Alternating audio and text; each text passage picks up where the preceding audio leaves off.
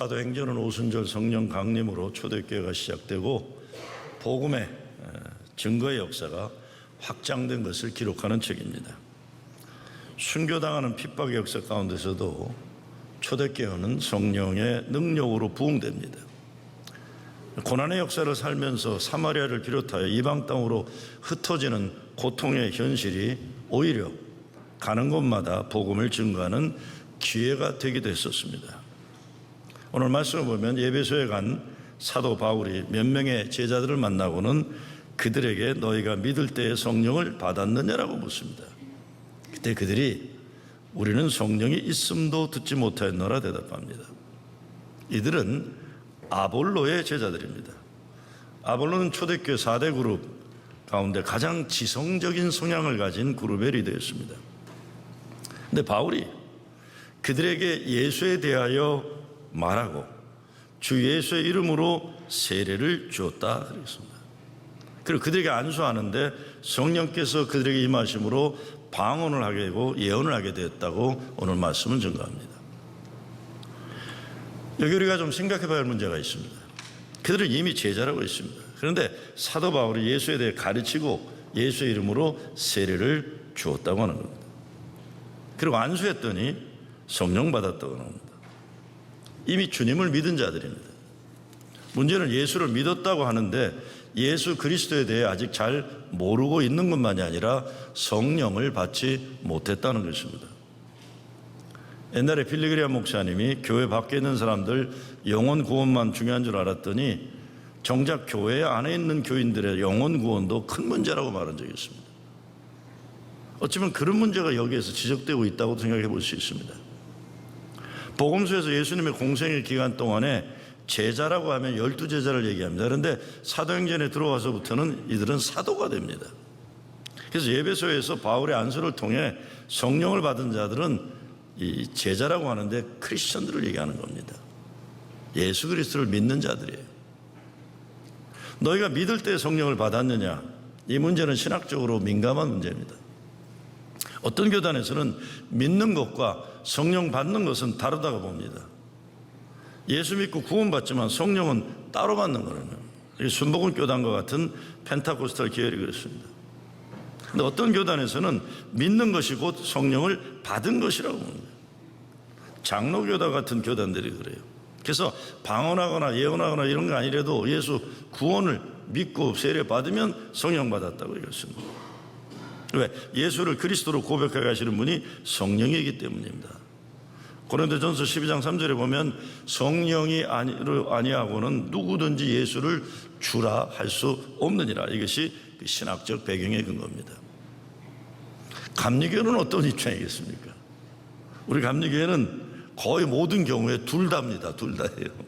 아마 감리교 신학을 얘기할 때 가장 안전한 건 둘 다. 모든 면에서 이것도 저것도 괜찮은 거예요. 우리는 성령이 예수를 주로 믿게 하시는 것 성경적인 말씀이에요. 성령이 아니면 예수를 주라고 고백할 수 없어요.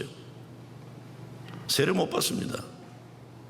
근데 세례를 받는 것에 그치는 것이 아니라 성령 받아야 믿음이 성장하고 능력을 받게 되기 때문에 순복음 교회가 단 같은 펜타코스들의 이야기가 우리 역시 인정할 수밖에 없어요. 초대교회 성도들은 마태복음 16장에서 주는 그리스도시요 살아계신 하나님의 아들이시니다 신앙을 고백한 사람들이에요. 주님은 그들에게 그를 알게 하신 것은 혈육이 아니라 하늘에 계신 아버지라 성령이 예수님은 성령이라고 얘기하십니다. 그리고 그 믿음의 반석 위에 음부의 권세가 이길 수 없는 교회를 세우셨다 그런 겁니다. 아무도 교회를 함부로 하지 못한다는 거예요. 근데 예수님은 이미 믿던 그들에게 성령을 받으라고 특히 부활 승천하시면서 사도들에게 부탁하시죠. 그들이 주님의 말씀대로 열심히 기도하고 기다리다가 불같은 성령, 바람 같은 성령을 받았습니다. 내가 떠나야 된다 하셨어요. 그래야 성령이 오셔서 너희들은 나보다 더 큰 일을 하리라고 하신 것도 성령 때문에 그러신 거예요. 여러분들 잘 아시는 일본의 우찌무라 간조 목사님은 성령을 받지 못한 기독교인처럼 불쌍한 사람은 없다. 왜냐하면 그는 세상의 것을 가지지 못했을 뿐만 아니라 하늘나라의 것도 가지지 못했기 때문에 그랬습니다. 세상이 그를 업신여기도 그는 세상을 이길 힘이 없고 깨끗하게 되기를 힘써도 그는 결코 깨끗해질 수 없다. 성령을 받아야 한다. 그렇지 않으면 그는 불신자보다도 못한 사람이 될 것이다. 여기서 그는 성령을 받지 못한 그리스도인이라는 표현을 사용합니다. 그리스도인이에요. 그런데 성령을 받지 못했다는 겁니다. 사도행전 8장에 보면 예루살렘에 있는 사도들이 사마리아도 하나님의 말씀을 받았다함을 듣고 베드로와 요한을 보내매 그들이 내려가서 그들을 위하여 성령 받기를 기도하니 이는 아직 한 사람에게도 성령 내리신 일이 없고 오직 주 예수 이름으로 세례만 받을 뿐이더라. 이에 두 사도가 그들에게 안수하며 성령을 받는지라고 했어요. 초대교회 예루살렘 지도자들이 야, 예수 믿었다, 세례 받았다. 그렇지만 베드로와 요한을 보내는 이유는 성령을 받아야 되기 때문에 보냈다. 중요하다는 겁니다. 이렇게 중요하다. 예수님이 천국에 가려면 물과 성령으로 세례를 받으라고 그랬어요. 물 세례는 죄 용서받음의 과거를 새롭게 하는 세례라면 성령의 세례는 능력을 가지고 주의 일을 감당할 수 있도록 하는 미래를 위한 세례다 생각할 수 있습니다. 근데 좀 더 심각한 내용이 사도 바울이 로마서 8장 9절에서 이런 말을 합니다. 이거 좀 심각해요. 저희 속에 하나님의 영이 거하시면 저희가 육신에 있지 아니하고 영에 있나니 누구든지 그리스도의 영이 없으면 그리스도의 사람이 아니라는 겁니다. 우리가 예수를 믿은 지 몇십 년이 됐다고 그러고 목사라고 장로라고 권사라고 집사라고 하더라도 교회에서 이런저런 일을 참 잘한다 하더라도 마음속에 성령이 내주하지 아니하면 그리스도의 사람이 아니다 하고 바울이 얘기하는 겁니다. 심각한 말씀이에요. 바울이 에베소에 가서 아볼로의 제자를 보면서 뭔가 중요한 것이 없다는 것을 발견한 겁니다. 조금만 가지면 안 되겠다는 거예요. 머리로 알고 있는 것이 있긴 한데 가슴으로 느끼는 것이 있는 거 없긴 한데 가장 중요한 게 없다면 성령이 없다는 겁니다. 왜? 성령이 없으면 능력이 발휘되지 않는다는 겁니다. 성령이 없으면 기쁨과 감사가 없다는 겁니다. 그러니까 몸뚱아리가 열심히 움직이는 뿐이에요. 무슨 능력입니까? 어떤 능력이 없는 겁니까? 우선적으로 예수 믿고 마음과 뜻과 생각이 그리스도의 것으로 인격의 변화가 이루어지지 않는 겁니다. 치유의 역사도 병원에서 의사들이 치료해요. 고치는 일을 하지만 교회 공동체가 함께 사람을 치유하고 관계를 치유하고 가정을 치유하는 일에 쓰임받는 거예요. 죄에서 노임받는 해방과 자유를 이루게 해주는 거예요. 세상을 변화시킨다는 사랑을 한다, 정의 실현한다는 것도 다른 것 아니에요. 악한 영들을 물리치는 것인데 하나님의 자녀들의 존엄을 파괴하고 하나님께 얼마나 사랑받은 존재인지 거룩한 자화상과 자존감을 무너뜨리는 사탄마귀의 권세, 음부의 권세를 물리치는 능력이 있어야 하는 겁니다. 이것이 없으면 우리 아이들 세상 악한 영향력에 빼앗기는 거예요. 가정을 사탄에게 빼앗기고 망가뜨리는 거예요. 교회가 능력이 없으면 망가지는 거예요. 교회가 능력이 없으면 가정이 망가지고 사회가 악해지는 것을 어찌하지 못하게 되는 겁니다. 성령에 대해 부정적인 극단적인 두 가지 반응이 있어요. 하나는 카리스포비아예요. 저는 보스턴에서 부목사로 목회할 때 아주 성령 받았다는 사람들 때문에 아주 질려버렸었어요. 성령의 시자만 나라도 시금치도 안 먹었어요. 그래갖고.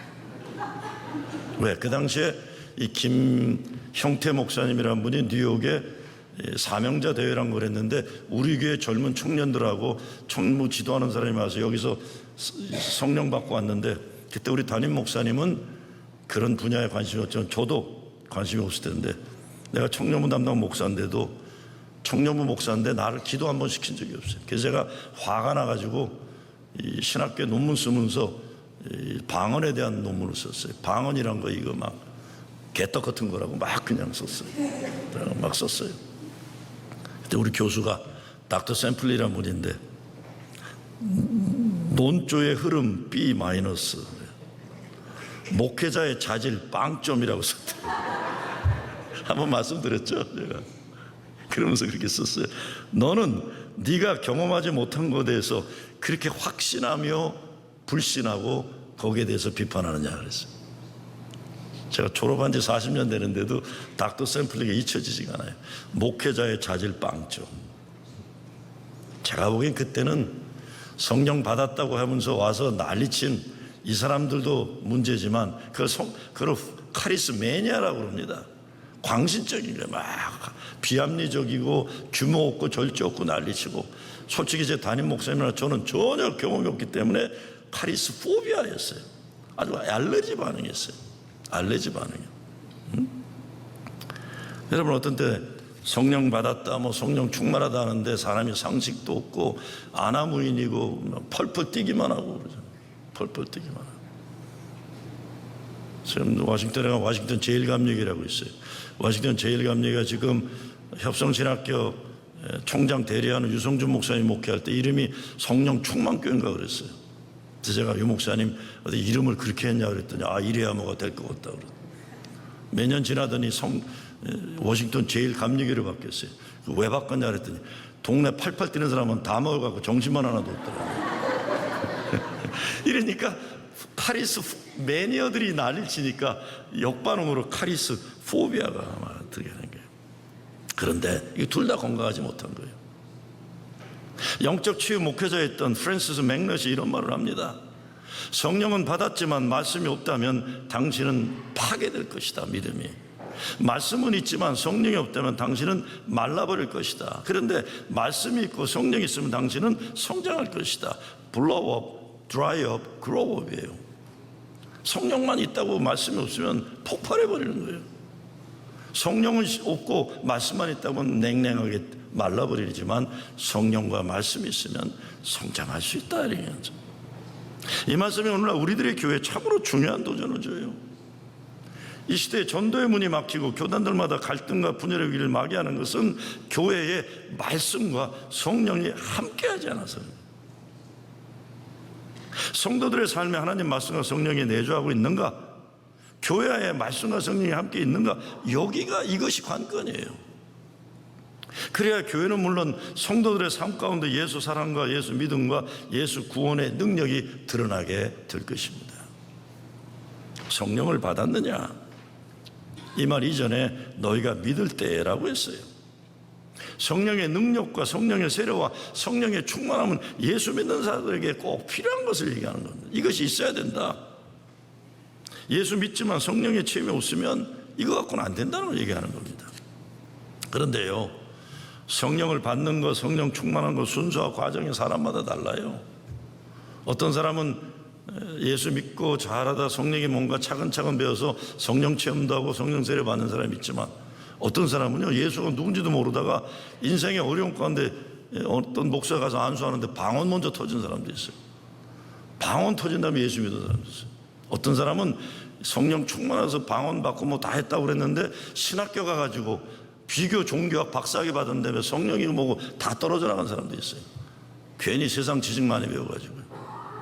단정할 수가 없어요. 이거는 사람마다 다르기 때문에. 역사는 방법과 통로도 다르기 때문에 이 사람이 저 사람이 함부로 얘기할 수 없는 겁니다. 예수님은 부활하시고 그런데 하늘로 승천하시면서 성령 받기 전엔 예루살렘 떠나지 말라 그랬어요.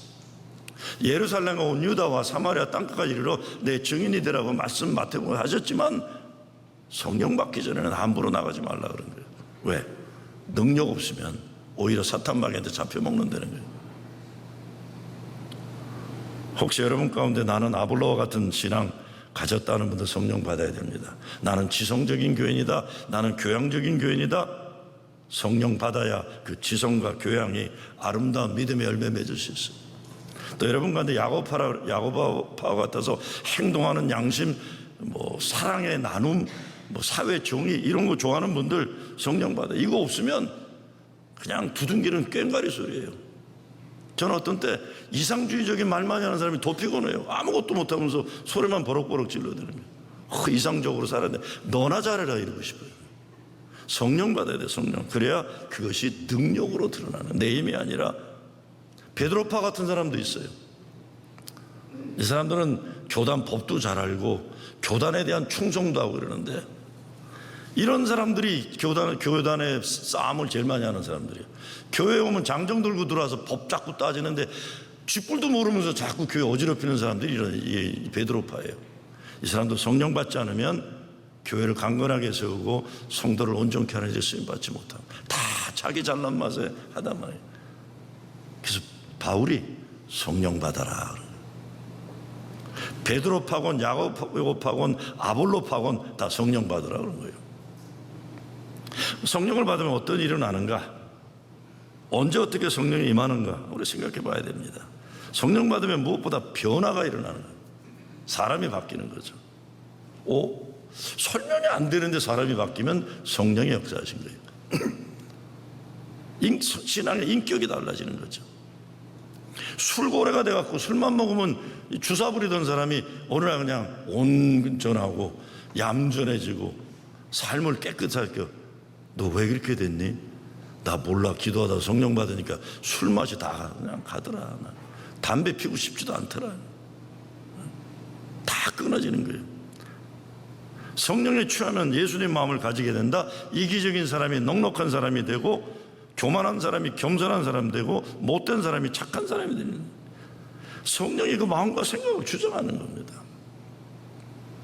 그 성령이 충만한 사람은 언행에서 은혜의 말이 많아지고, 사람을 보는 눈이 따뜻하고 삶의 열매가 아름다워지는 거예요. 근데 이렇게 교회도 보면요, 저 아줌마는 얼굴이 저렇게 뭐가 이렇게 바늘구멍이 안 들어가겠다는 아줌마들이 있어요. 꽉 자기 거로 차 있어요.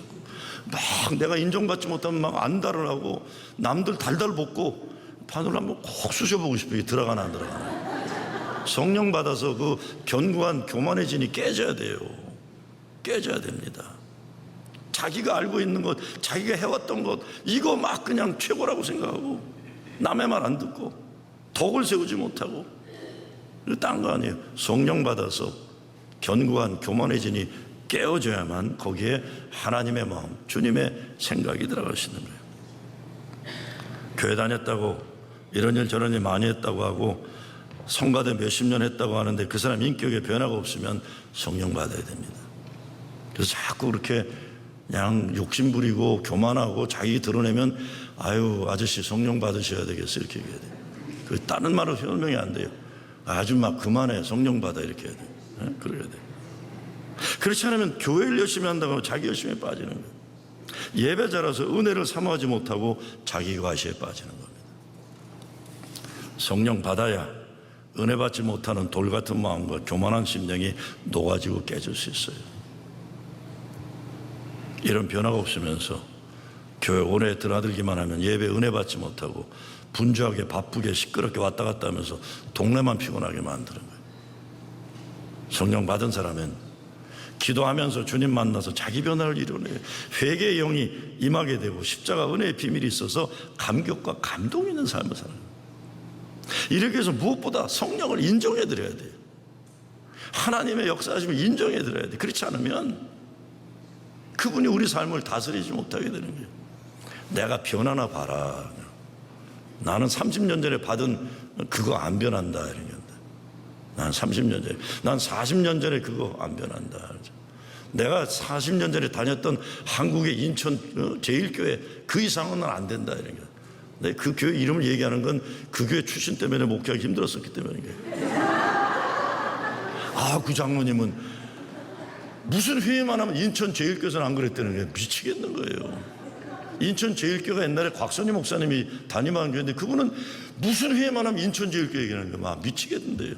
난 인천 제1교회가 어딘지도 모르겠는데요. 안 변해요. 미국 가서도 30년 전에 나. 네? 성령 받은 사람은 예수 잘 믿고 예배 잘 드리는 일을 은혜 받는데 열심히 돼요.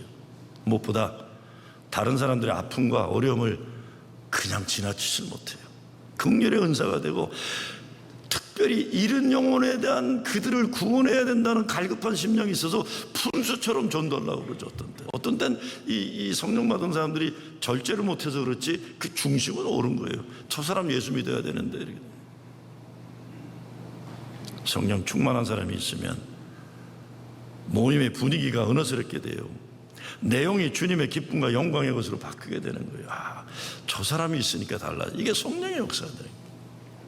무엇보다 예수님은 요한복음 16장 8절에서 성령이 오시면 죄에 대해서 책망하신다고 했습니다. 성령 받으면 내 죄에 대해서 아픔을, 그래서 기도하다 울게 되는 거예요. 자꾸 눈물 나는 거예요. 죄가 죄로 여겨지는 거예요. 내가 그러면 안 되었는데. 그래서 성령의 애통함을 내가 느낄 수 있게 되는 거예요. 그렇지 않으니까 양심에 가책도 없고 뻔뻔한 마음 가지고 살고 더 나빠지면 양심에 화인 맞은 인간이 되는 거예요. 제가 지난 금요일인가 큐티 리더 모임하다가 하여간 제가 그랬어요. 어떤 때 다 때려치고 싶다고 그냥 그랬어요. 목회가 뭐 다 때려치고 싶다 그랬더니 권사님 한 분이, 목사님 그런 말 하는 것 때문에 교인들 시험 들어요 그러더라고요. 근데 내가 그때 시험 들거나 말거나 그냥 다 때려치고 싶다고, 배기 싫어 죽겠다고. 근데 토요일 날 기도하는데 죄가 죄로 여겨지는 내가 왜 그랬지. 목사가 그것도 뭐 목회한 지 1, 2년도 아니고 이제 38년째 하면 이것도 오래 했는데 좀 이게 다져지고 성숙 이래야 되잖아요. 그래야 되는 건가요? 기가 막힌 거죠. 아마 우리 권사님이 집으로 가면서 남편 장로님께 그러세요. 우리 목사 왜 저래 그랬을 것 같아요. 성령은 애통함을 주시는 거예요. 그렇지 않으면 양심의 가책도 없고 뻔뻔한 마음을 가지고 더 나빠지면 양심에 화인 맞은 인간이 되는 거예요. 우리를 반성하게 만들고 예수님 마음을 회복하게 만드는 거예요. 이런 삶의 변화가 가능한 것이 로마서 8장에 보면 하나님의 자녀인 증거가 하나님의 영으로 인도함을 받는다고 그랬어요. 내가 하나님의 영에 인도하는, 내 뜻, 내 생각이 나의 인생을 주장하는 게 아니라 주님의 마음과 주님의 말씀이 나의 길을 인도하고 예배하는 삶을 살게 된다는 거죠. 내 뜻대로 마옵시고 능력을 주시죠. 사도행전 1장 8절에 성령이 임하시면 권능을 받아 예루살렘과 온 유다와 사마리아 땅까지 이르러 내 증인인데 권능이에요. 사도행전 2장 17절에 가면 어린이가 성령 받으면 예언하고 젊은이들이 비전을 가지고 늙은이들이 꿈을 꾼다. 하나님 나라를 위한 인생 목적과 목표가 주어지게 되는 거예요. 저는 초대교회 임한 성령의 역사라는 건 에스겔 선지자에게 임했던 하나님의 말씀이에요. 다 포기된, 이제는 회복이 불가능한 마른 뼈다귀과 같은 민족에게 하나님이 얘기하죠. 저 뼈다귀들이 일어날 수 있겠느냐? 그때 에스겔이 뭐라 하냐면 주님은 아십니다. 그 말은 제가 보기엔 불가능합니다. 저 뼈들이 일어날 수 있겠느냐? 주님은 아십니다. 저 뼈에게 말씀을 대언하라. 하나님 말씀이 대언되니까 성령의 기운이 움직여 마른 뼈다귀들이 하나님의 군대가 되어 일어났다. 이 역사가 오순절 성령 강림 사건이에요. 다 포기된 마른 뼈다귀들 가운데 하나님의 기운이 불어와서 하나님의 군대가 되었다는 거죠. 성령이 주신 능력 가운데 그래서 중요한 것은 말씀이 믿어지는 역사와 말씀대로 살려는 순종의 역사예요. 성령 받지 않고 내 힘으로 믿어버리면 신앙생활이 얼마나 힘들고 무거운 짐입니까? 그래서 성령을 받으면 말씀을 행할 능력이 생겨서 말씀대로 사는 것이 내 힘이 아니라 주님의 신의 능력으로 내가 믿어 사는 거예요. 가장 중요한 것은 제가 보기엔 이것입니다. 예수님이 성령 받아라 하셨어요. 그는 주시겠다는 거겠죠. 저 이것이 중요하다고 봅니다. 그분이 주신다는 것이 내가 노력해서 높은 산에 올라가서 따오는 것도 아니고 깊은 바다에 들어가서 내가 찾아오는 것이 아니에요. 기도할 때 주님이 내게 주신다 하셔서 성령과 능력, 은사 주시옵소서, 잘 받겠습니다, 땡큐, 아멘, 주신 줄 믿습니다. 그러고 그렇게 사는 거예요. 이게 주신 거 안 했나? 그 다시 또 주님 확실하지 않은 더 확실하게 하여 주시옵소서 믿고 사는 거예요.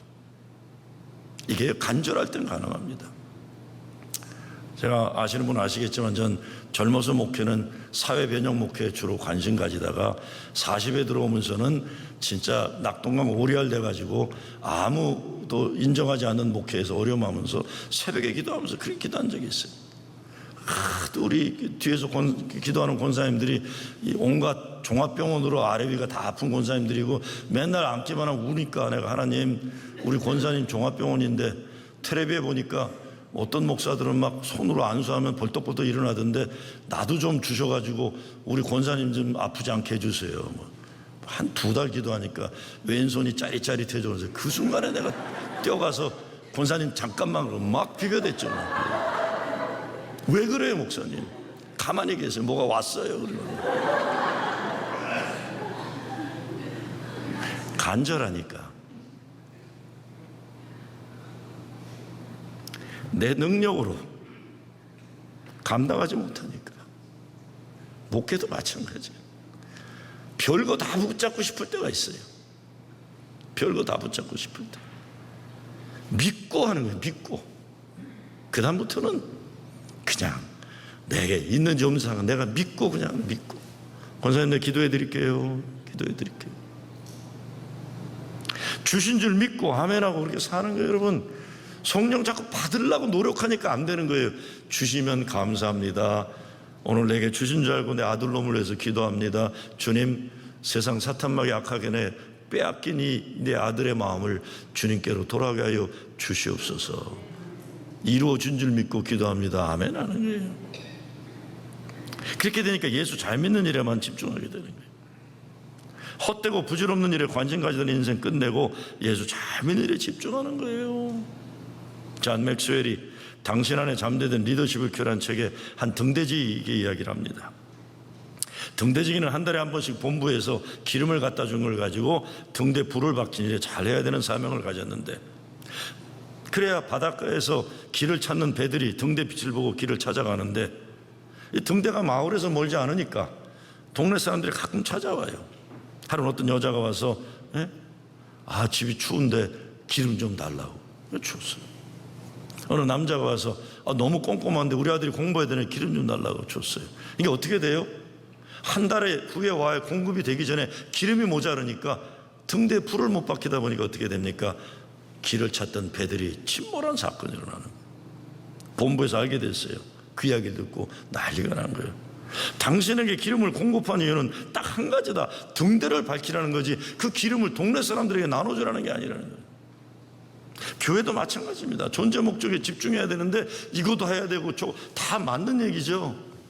다 못해요. 우리는 여기에 집중해야 되는 거예요. 여기에 집중해야 되는 거예요. 의사는 병을 잘 고쳐야 되는데 의사가 조기 축구해서 맨날 골 넣는 생각만 하고 있고 그거 되겠어요? 목사는 목회에 관심을 가져야 되는데 목사가 맨날 탁구 치는 거, 골프 치는 거, 아니면 낚시해갖고 1등해서 돈 받는 거 이런 거나 관심 가지면 되겠어요? 나 오늘 탁구했어. 이건 실제로 있는 얘기니까 말씀드려요. 어느 목사님이 탁구를 너무 잘 치는데 교회는 너무 안 돼요. 너무 안 돼요. 너무 안 돼요. 집중해야 돼. 집중해야 돼요. 저는 우리 후배들이 그래. 목사님은 도대체 누굴 좋아하세요? 그래서 왜? 아니 보수 목사도 좋아하는 거 없고 진보 목사는 거 없고 난 딱 하나다 그래. 난 목회만 잘하면 다 좋다 그래. 나는 신앙이 보수건 신학이 보수건 진보건 나는 뭐 아무 관계 없어요. 목회 잘해서 교회 부흥시키면 그럼 난 그게 좋아요. 진보라고 맨날 데모하면서 목회는 죽쓰면 싫어요. 보수라고 목소리만 크고 인간이 못돼 보면 그것도 아니에요. 보수건 진보건 교회 잘해야지. 교회 뭐 데모한다고 난리치고 교회 죽이는 거 난 하나도 반갑지 않아요. 하나도 반갑지 않아요. 사회정의하라고 목회해요. 목회를 잘하면서 교회가 사회정의에 참여하는 것뿐이지 이걸 위해 존재하는 게 아니에요. 내 열받을 일이 생겨서 말씀드리는 건데 성도와 교회는 성령의 불을 이런 기름이다 말라모르게 쓸모없게 되면 이건 안 되는 겁니다. 주어진 목적에 충실. 정말 부탁드려요. 제발 좀 교회의 존재 목적에 집중했으면 좋겠어요. 우리 교인들이요. 먹고 마시는 거 노는 거 그거 집중하지 마세요. 그거는 그냥 따라오는 것뿐이지 그게 중심이 되어버리면 이게 배가 산으로 가는 거예요. 배가 어쩐데 정신들이 없어요. 교회 왜 다니는지 모르나 봐요. 목사에게 뭘 얘기를 하고 목사에게 뭘 부탁하거나 목사를 비판할 때 그것이 예수를 잘 믿기 위한 것이 중심이 돼야지 전혀 관계없는 거, 전혀 관계없는 거. 왜 먹는 거 안 주냐, 왜 무슨 임직 예배 때 수건 안 주냐, 이놈의 교회 이런 거. 아, 수건 때문에 미치겠어 나냐 그냥. 아, 수건이 뭐 그렇게 중요하다고. 왜 새로운 목사는 수건 안 주냐. 옛날엔 비누도 줬는데 난 아직도 손톱깎이 여러 개 갖고 있다 그래서 옛날에 여러분들 하도 손톱깎이를 많이 만들어서 교회 창고에 손톱깎이가 쌓여 있어요 지금요. 필요하면 얘기하세요. 내가 드릴게요. 이거 중요하지 않아요. 오늘 세례 받잖아요. 누가 세례 받는지, 전도가 되었는지, 말씀 묵상이 제대로 되는지, 아픈 사람을 위해 기도해 주는지, 이게 집중해야지. 무엇보다 성령께서 임하시면 증거가 드러나요. 증거가. 사도행전에서 계속 발견하는 것은 성령의 역사가 있으면 열매가 있고 변화가 있고 아픈 자가 고침받고 기적이 일어나는, 증거가 일어나는 거예요. 이걸 보셔야 돼요. 우리가 이걸 봐야 돼요. 이걸 보는 눈이 있는 자는 행복하다. 믿을 때 성령을 받았느냐? 저와 여러분에게 던진 질문이에요. 나에게는 어떤 성령의 열매들이 맺어지고 있고 예수 믿음의 증거가 드러나고 있는지 들여다봐야 돼요. 들여다봐야 돼요. 근데 성령이 어떤 때 임합니까? 성경에 보면 성령이 임하는 게 그 후에 마지막 때에 말세에 임한다고 되어 있어요. 사도행전 2장 10절에 근원이 된 요엘서도 말세에 임한다, 마지막 때에 임한다. 그게 뭘까요? 전 다른 게 아니라 인간이 자기 노력으로 뭘 하는 마지막 때예요.